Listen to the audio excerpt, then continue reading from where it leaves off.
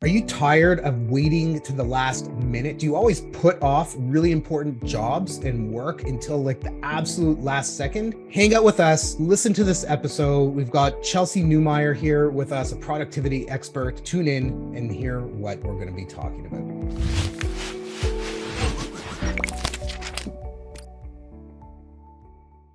Welcome to the Nonprofit Digital Success Podcast. I'm your host, David. And in this episode, we're going to be talking about all things productivity. And I've got Chelsey Newmyer here with me. She is a nerd for time management and productivity. She started her business to help nonprofit leaders and business managers maximize their time by getting the personalized productivity they need to reach their goals. She's also living right now in Guantanamo Bay in Cuba. She's a Navy spouse and she lives with her husband and her dog, Leia. Is that right? Yeah. Yep. Like Star Wars.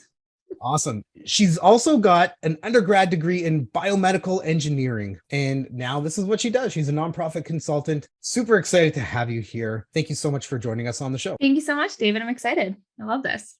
Yeah, productivity is so important. Why do you think it's important? I think it's just it's that missing piece in so many elements where you all know, we can all learn this strategy, we can all learn all this great information, but if you don't have the skills or resources you need to actually implement it, to actually get it done, then you're just adding stress and overwhelm to your plate unnecessarily. So that's why I think productivity is so important for everybody to really master those skills. So let's just, elephant in the room here. How can somebody be more productive? How can they prioritize their time? So I define productivity as working on the right things at the right time to help you reach your goals. So it's not about a bunch of hacks. It's not about just getting things done for the sake of getting things done or crossing things off our to-do list, especially in the nonprofit world. So as you mentioned, I have an undergraduate degree in biomedical engineering, which has lent itself to this really kind of strategic analytic brain.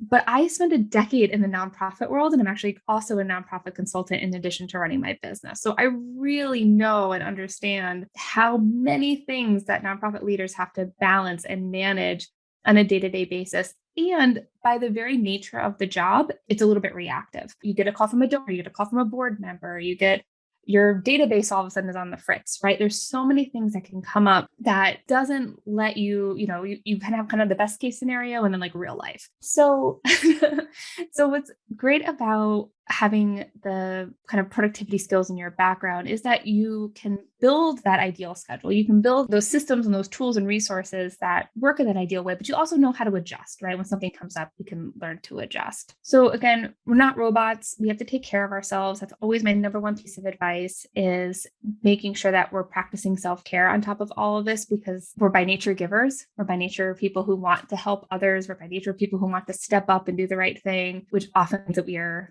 kicked to the bottom of our own list. So my number one piece of advice, I know it sounds super cheesy, but making sure that we're prioritizing our own self-care first and foremost is going to be a great place to start to avoid burnout. And I think COVID's really brought that to the forefront, right? We were talking just before the show about, the lines being blurred between personal and professional life. And that goes back years before COVID actually kind of happened, where people were getting devices from work and, it buzzes and it hits that like cortisol level and you're like, oh, cool. And like you take out and you're looking and you're checking and, you want to take a little bit of an extra lunch or meeting a friend or something like that. And then, part of your evening is eaten up by catching up on the work that you kind of procrastinated with. That's kind of like the antithesis of productivity here, right? But how can we create a system to try to, I guess, keep track of what it is that we need to do, and how do we sort out? You mentioned, making sure that you're doing the right thing at the right time. How can we strategize around that? Yeah. So I love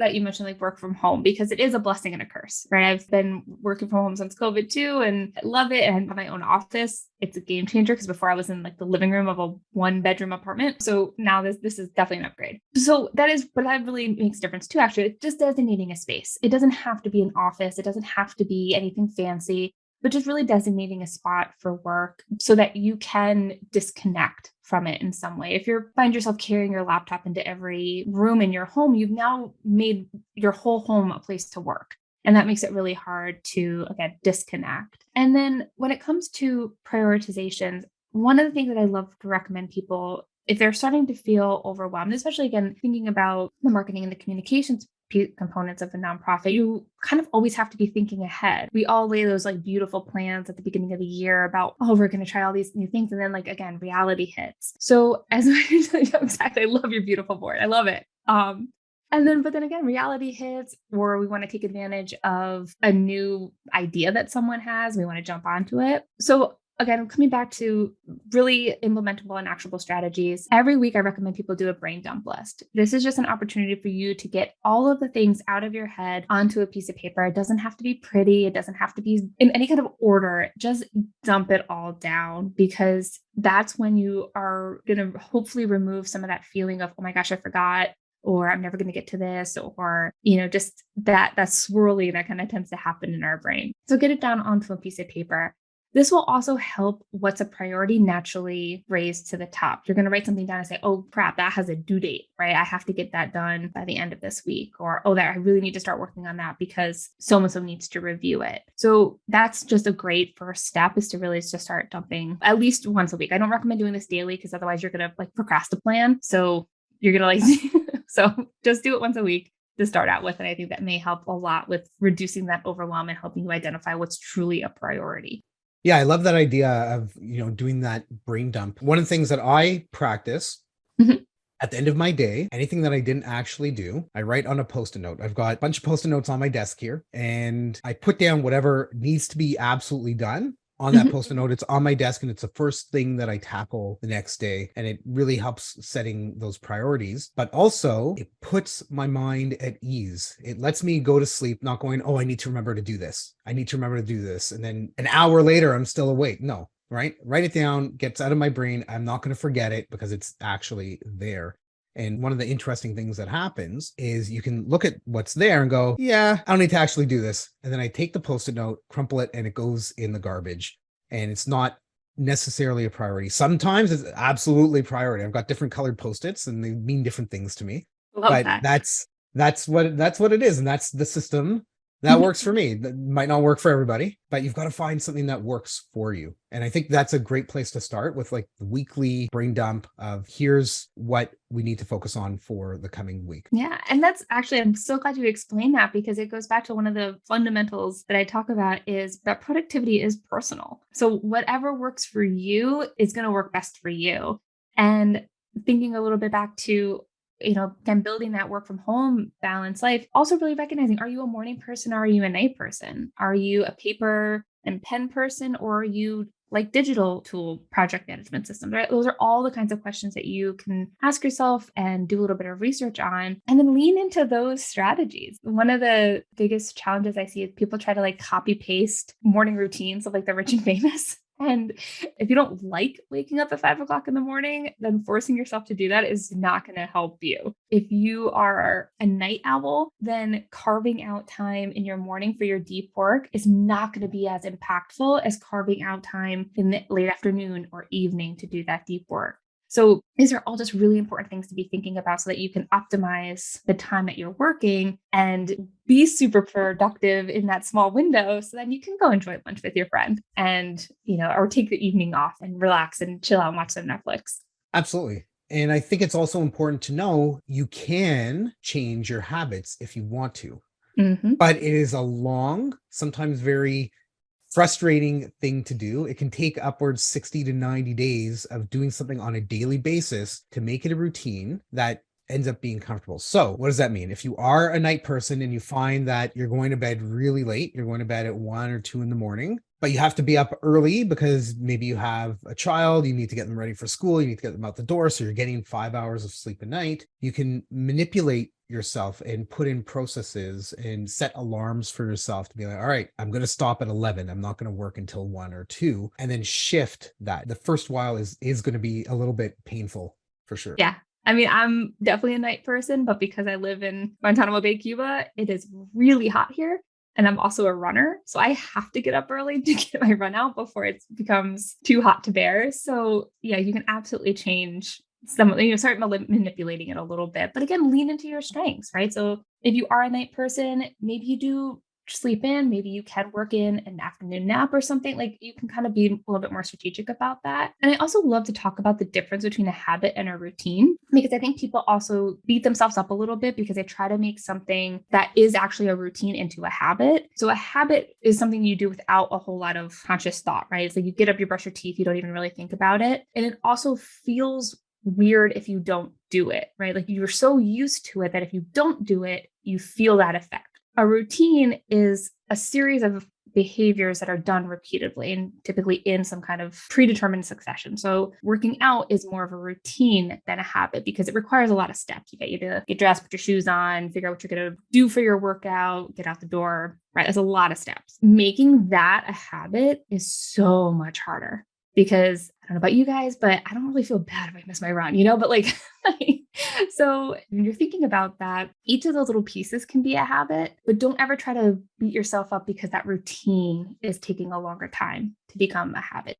That's what it is. It's just a series of events. It requires a lot more conscious thought and requires a lot more conscious effort. So use that time to set yourself up for success by laying out your clothes the night before, determining what your workout's going to be the night before. Like you can set yourself up for success in all those ways. But I think, again, people try to beat themselves up a little bit when it comes to building habits and routines. Absolutely. And I think part of that is maybe the feeling of overwhelm. Mm-hmm.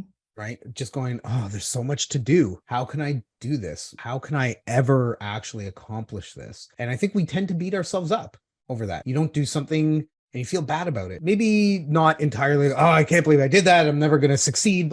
I don't think maybe to that extent, but if you're pushing something off, I think there's a psychological thing there. Like you're allowing yourself to put that thing off. My personal goal is to only push something off once. If I have to push it off a second time, I use my calendar. Yeah, I mentioned I've got Post-it notes on my desk, but I live and breathe by my calendar. If it's not in my calendar, it doesn't get done. If I need to remember to do something, it goes right in there right away. I only allow myself to move something one time. If I have to move it again, I take a moment and I go, why am I moving this again? What is stopping me from actually accomplishing this thing? Do I need to get somebody else in my team to do this? Maybe I don't think it's important enough. Maybe I don't see the value in it. And I think it's important to prioritize and figure out that right method, that right system for you so that you don't feel overwhelmed and get that. So I guess my question is, what's the best way to move forward when you're feeling overwhelmed? Yeah, I first of all love that strategy. That's brilliant. And we can definitely talk about the procrastination piece there too, because right, like if you're moving something off, it tends to be evidence of procrastination in some way. So we can definitely talk more about that. But to answer your question about overwhelm, that's why I think it's that brain dump list, get it all out, see it all in one spot. So that way you're not grabbing 100 different Post-it notes. You're not grabbing lists from your email. You're not you're not feeling like things are bombarding you. You have it all in one spot. What's also nice about this system is that it's the same thing. If you are carrying the same thing 3 to 4 weeks is usually when I tell people, like if you've written the same thing on your to-do list for 3 to 4 weeks, like you got to make a decision about whether it's actually a priority. Put it out to the universe. Don't take it off your list. It'll come back to you when you have time and to work on it. But I know it's going to sound super counterintuitive, but take a break. That's the moment when you need to like decompress, walk away from your computer. If you have 3 minutes, I honestly find like washing your hands, just remove yourself from the place where you're feeling overwhelmed. Go for a walk, reset, get a glass of water, just something to be able to come back with a fresh set of eyes, a fresh a little bit more energy so that you can then be more present when you're making the decisions about what to work on next. And there's some, again, productivity is personal, right? So some people need to get that, like that eat the frog approach, right? Where they're tackling that hardest thing first, get it off your to-do list, be done with it. So that way the rest of your day is a little bit easier.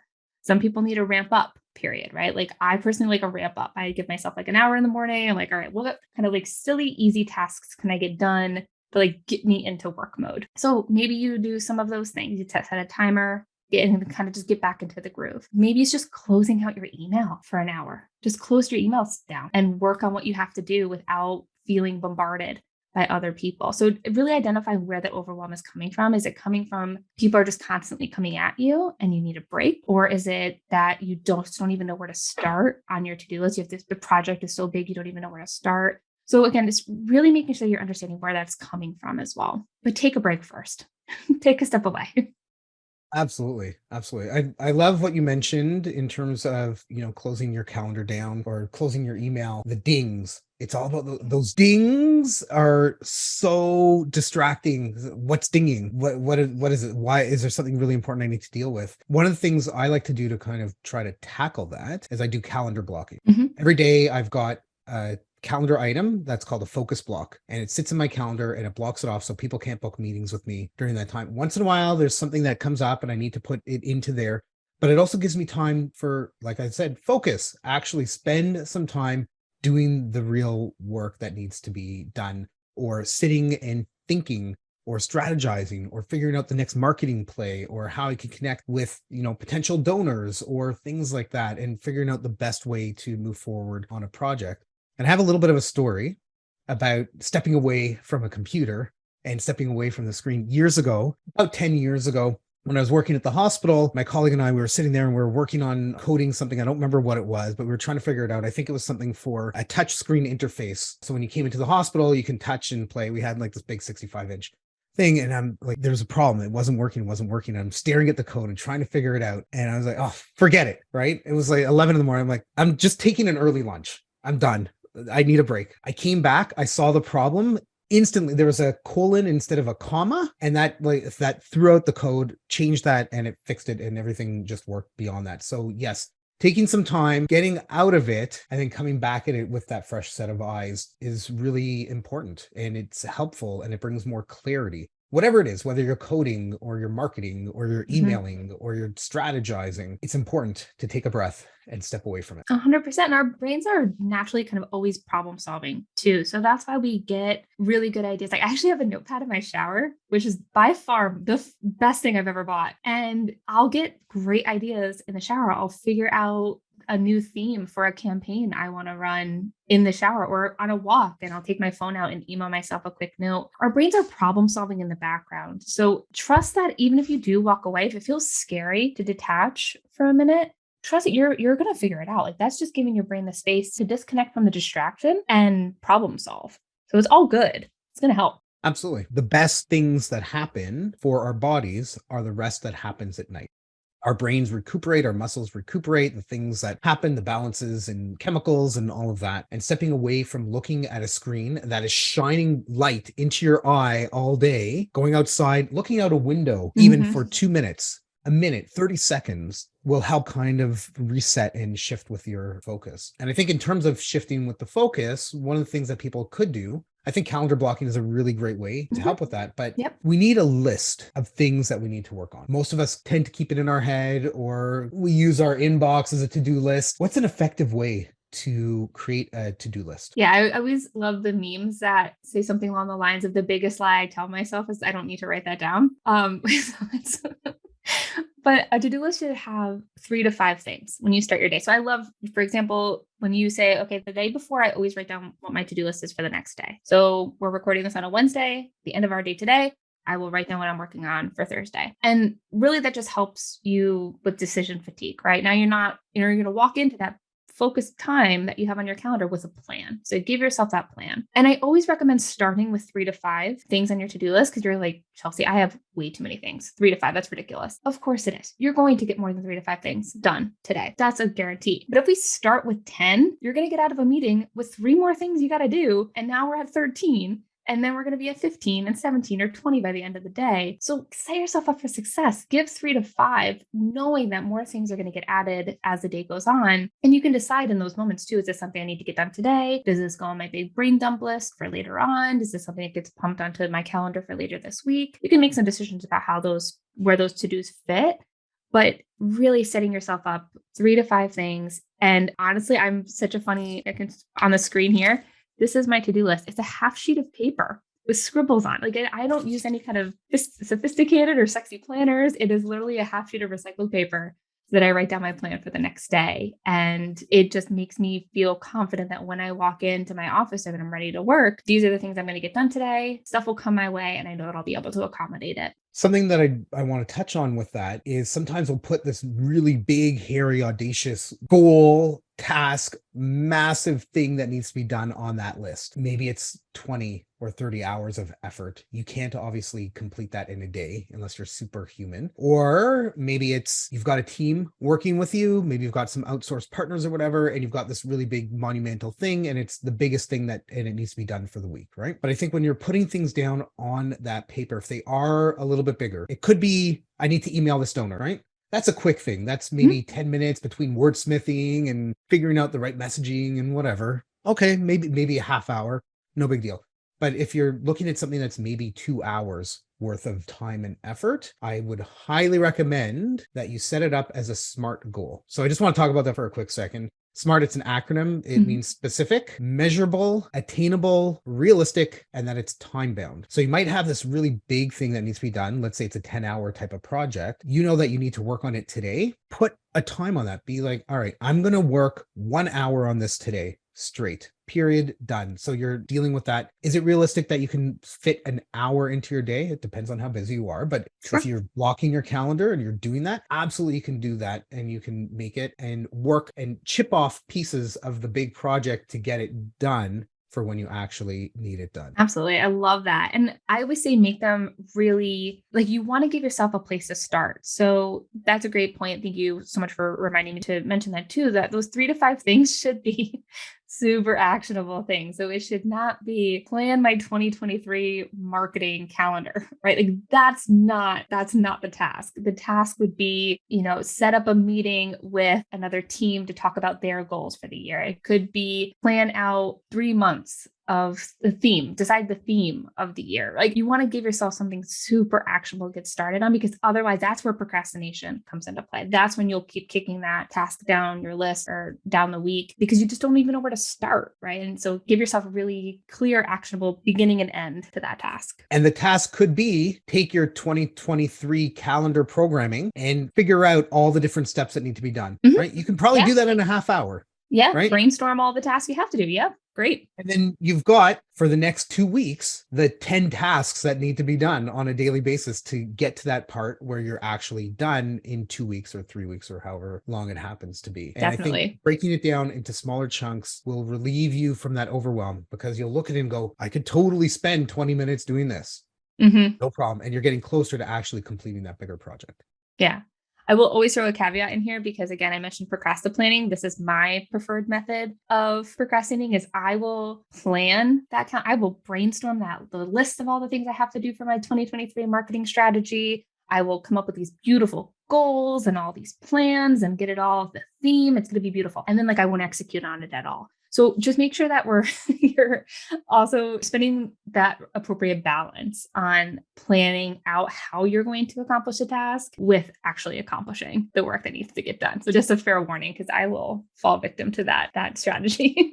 I think at some point we all kind of fall victim to procrastination for one reason or another. There's things that happen in our lives that sometimes take priority. Certainly the last few years has, I think proven that. You get sick, somebody gets sick, you need to care for them, whatever it happens to be. But how can we adjust our schedules to also include those moments of rest or things that we do for fun? Yeah, so again, it comes back to recognizing when you are going to work your best. So if you are a morning person, right, we want to hold that time sacred on your calendar for the deep work and the most important things for your day. Then maybe afternoon is when you schedule in some time for a call with your friend, whatever is going to provide that rejuvenation. I think it's also really important to be intentional about what your breaks are. It's so easy for us to have a meeting ends 10 minutes early and it's your third meeting of the day. You've been in meetings for 3 hours. One ends 10 minutes early. And instead of taking that 10 minutes to stretch and go grab a snack and refill your water or your coffee or just get a breath of fresh air, you spend it scrolling on your phone or you spend it checking your email. So when we can plan our schedule ahead of time, we can be really intentional about the time that we have. There are different kinds of rest, making sure that we're being well-rounded in the different types of rest there are. And you're choosing to do things that really bring you joy, that are really important to you, spending time with the people that are most important to you, spending time on projects you love, right? It can look a little bit different and it should look a little bit different every day. But again, that planning ahead and holding that time sacred, that's the piece of the calendar that you don't get to shift. I think that's the hardest part too, is also just being accountable to yourself, to making that promise to yourself and then keeping it. But thinking about it like that, it is a promise to yourself that from 6 to 7, I'm going to go for a long walk and whatever, right? Just to hold that promise to yourself if that's what makes you happy and keeps you rested and rejuvenated for the day. Yeah, and I think it's very important to spend that time and do, as you mentioned, the self-care, right? It's not okay to be staring at a screen all day, as you know, we're looking at our screens right now doing Yeah. this podcast here, right? It's kind of a little bit ironic there, but it's important to take that time. It's good for our eyes, like our physical Oh, sure. body, to every so often hang a picture on the wall and every so often just like look at it, right? And just take a moment to focus on something other than the fixed screen depth, whether it's like 2 feet in front of you or whatever it happens to be. It's important to take that time physically as well as mentally. Absolutely. Yeah. One of my goals this year is to read during my lunch breaks, is to sit outside and read. And so making sure that I have that time blocked on my calendar. I've made it a different color on my calendar because I love to read and I want to be outside and enjoy the weather all I can. Absolutely. In an effort to help me organize, I have 14 different calendars, and each one is a different color. And so when I'm looking at my calendar, it does give me a sense of overwhelm because I've got like meetings and I've got my team and projects and podcast bookings, but I've actually blocked time for lunch on a daily basis. And then I have those focus blocks. Some days I have 2 focus blocks so that I could actually take care of the work that needs to get done, to take time to step away, to have washroom breaks, to fill up my cup, right? And to take that time away from actually doing the work, to stretch, to get the blood flowing and all of that. And I think that's really important. But for people that are struggling with it, what are like the 1 or 2 tips that you can give them on how they can just stop procrastinating? Yeah. So I love what you said too about the calendar. I just want to say one other kind of tip I have there is I think we have these blocks and then you'll say, oh, but David, what if but someone wants to meet with me at that time? Right. The answer is you're unavailable. Like, and I know that that's like it's so hard to say that. It's hard to like think that like that feels so uncomfortable to just say no to someone like that. But the answer is you're unavailable. I'm so sorry. I'd love to meet with you. Can we meet at this time instead? Right. You just have to hold a boundary. And again, trust your calendar and hold that to what you've set for yourself. In calendar, we trust. In calendar, we trust. Yeah. Someone said like marry your calendar. There's all different ways to kind of put it. But again, if you are blocking that calendar and then allowing other people to, say, oh, Chelsey, can we meet at noon? But that's when I have lunch scheduled. Again, you can make the decision, right? There's always exceptions to the rule. Or I say, I'm so sorry, I'm not free then. Can we meet at 2:00 today or 2:00 tomorrow? Right. Like I just offer them a different time. 99.9% of the time, it works out and it's no big deal, but you don't always have to just instinctively say yes, which I think so many people are just instinctively saying yes when those opportunities or those meetings come up. But talking about procrastination, we talked a lot about giving yourself a really clear place to start. That's one of the best strategies that you can have, because one of the main reasons people procrastinate is because the goal is too big. They don't know exactly where to get started. So taking a few minutes to write down all the steps, making them very clear and actionable is going to be a great place to start. The other way I see procrastination come up for a lot of people is they are fear of failure. They are scared of putting themselves out there. They're scared of the repercussions of getting a bad review or having, again, for thinking about marketing and communications people, maybe you've drafted something and it's going to come back all red penned, right? So we have a little bit of that fear of failure. That can be one of the reasons. Perfectionism is another big reason people procrastinate, or they are stuck in like a decision loop where they're thinking about what to do next instead of just making the decision and trying and moving forward. So really thinking back, like you said too, like, why am I moving this thing on my calendar, right? Like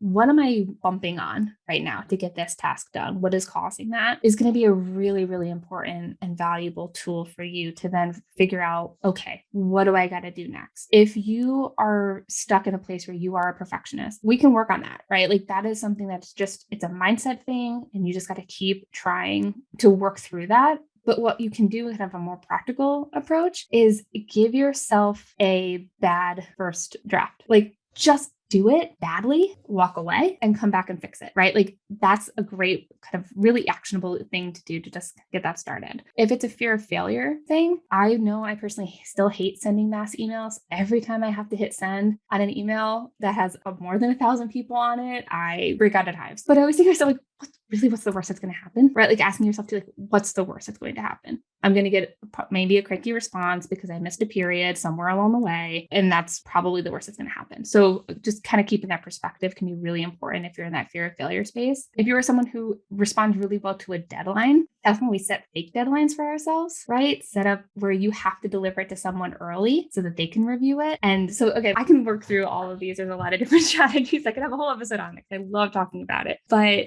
again, recognizing where that procrastination comes from is going to be the most important first step that you can do. One of the things that I like to do when I'm looking at my task list, my to-do list, is if something is done, great, cross it off. I get a lot of satisfaction, again, like the post-it note thing, if it's written down or a piece of paper, whatever, or I have a checklist in my computer as well. I love checking it off, taking it, crumpling it, throwing it out. There's a really great sense of accomplishment by actually taking something and physically throwing it out, lighting it on fire, ripping it up, whatever it happens to be. There's something so visceral about it that it just like, it's so awesome to do that. And by building on that time and time again, you're, oh, this is great. And you get this really great feeling of joy out of it. If you're into to-do lists electronically, checking them off, right? It's a really great feeling looking and seeing that line kind of like strike through. And it's so great. In terms of the fear of failure, something I want to mention, we're all human. None of us are perfect, despite, A-type personalities and perfectionist personalities that are out there. Everybody at some point makes some kind of mistake. Let's not beat ourselves up on it. Let's learn from it and move forward and do our best. Something that I really struggled with is the perfectionist thing. And as an agency owner, I want to make sure that what goes out to our clients, what we send out in terms of our own marketing and stuff, that it's all perfect. It was really hard for me to get into the mindset that this is good enough. Not to say that we're producing an inferior product, right? But maybe the spacing is just, slightly too much here. Okay, we can adjust that. Let's do that later on. Let's get the MVP, the minimal viable product, out the door. Let's review it with the client. Let's come back and make sure that it's fixed. And that goes to your point, right? Drafting an email, drafting a communication, a publication, an annual report, letter to the community, whatever it happens to be, and it coming back red penned. Who cares? You get it back, you fix it, move on. Right? Let's just get it there and start working towards the completion and the goal. And I think that's a really important tactic there. For me, something else that also works is something called the Pomodoro method. So I see you shaking your head. Yeah. So tell everybody about this. So Pomodoro is typically it's 30 minutes or 20 minutes on 10 minutes. There's different kind of timing for it, but you essentially have a work time and then a break time and a work time and a break time. I know people who set their entire day up in Pomodoro. So they speak in Pomodoro. So they say, oh, I got 3 Pomodoros worth of work today. And so you can think about it like that. Like I said, I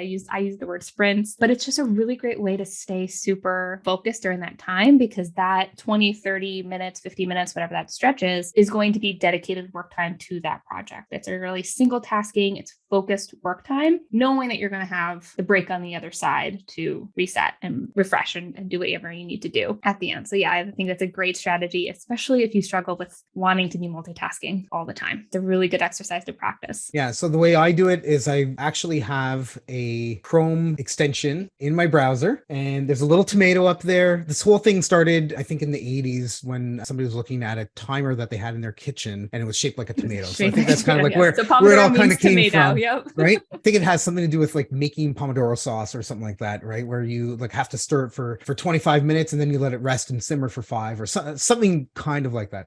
So I do 25 minutes on where like work and try to push and get as much done as fast as I can. And then 5 minutes, stand up, walk away, do something else for that 5 minutes, and then go back through and keep doing those kind of sprint cycles like you're talking about. And it actually is really great because pushing towards a goal, that goal is the 25 minutes, whether you accomplish the task or not, doesn't really matter. Ideally, you want to accomplish your task, but maybe it is a 2 Pomodoro or 2 sprint piece that you need to do. But setting that time or giving yourself those guidelines and the restrictions around that and going, okay, this is only 25 minutes is not that long, right? push and do as much and as fast as you possibly can. And you'll be amazed at how much you can actually accomplish. So everybody that's listening to this, I want to challenge you. If you want to use your phone or your watch or a timer or whatever it happens to be, do this for a day. Take a task, set a 25-minute timer, 20-minute, whatever it is, and then a 5-minute timer or a 10-minute timer afterwards to just stand up and walk away. And then come back. If you need to do it again, do it again. But take one or two of your tasks and give it a try. See how it works for you. Yeah, I love this approach, especially again on days when I'm feeling particularly scattered. I will set up a couple sprints, and again, I decide ahead of time what that break's going to be. I think that's really important to decide what you're going to do during that little window you've given yourself. And yeah, you will get, I often get the thing done in less time than I've set for myself once I've closed out everything else that's distracting me and set that timer. One of the things that happened during COVID was we bought a ping pong table. I would go, my kids were at home, not homeschool, but virtual schooling, and we would go downstairs and play ping pong for like 5-6 minutes in between. And it was just a really great way to do something extremely different than sitting at a computer and doing that. Chelsey, awesome conversation. We could probably talk about this for another 5 or 6 episodes. Absolutely. Amazing insights about productivity and how people can maybe level up what they're doing and how they're doing and maybe even improve their productivity. So I hope people listening have been able to get some great advice from our conversation that we've had today. And again, I want to challenge everybody, try the Pomodoro for one day, just one day. It's not that long, 8-hour workday, 7-hour workday, 10-hour workday, whatever it happens to be, just try it. Let me know how it goes. Yes, please. Totally curious. Before the show, we were talking about a really cool free gift that you've got for people. So tell us about that. Yes, I have a private podcast series called Productivity is Personal. It's 10 really bingeable episodes. They're all under 10 minutes long, but it just gives you some really actionable advice about time blocking, about procrastination, about inbox management, about all those kinds of things that are just opportunities to, as you said, level up your productivity, improve your time management so that we can start executing on all of the brilliant ideas that you have. So you can check out that podcast series. That way you can listen to it on the go too, right? It's much easier to kind of put it on as you're going for your walk, taking your break. You can catch an episode and have a productive break too. That's awesome. So we'll have a link for that on our show notes page. If anybody wants to get in touch with you, what do they need to do? Sure. So you can find me on Instagram at Chelsey N Coaching, and that's Chelsey with a Y, or on my website that has all the different ways you can work with me. I love inbox management stuff, which we didn't even touch on, but could be a whole other episode too. And that's all at chelseynewmyer.com. Awesome. So on our show notes page, we'll have a link to that. Thanks again so much for joining in, Chelsey. It's been great having you here on the Nonprofit Digital Success Podcast. Everybody listening, as we mentioned, the links, the resources, a full transcription of all of this as well. Just head over to nonprofitdigitalsuccess.com. Click on this episode for all the details. And until next time, keep on being successful.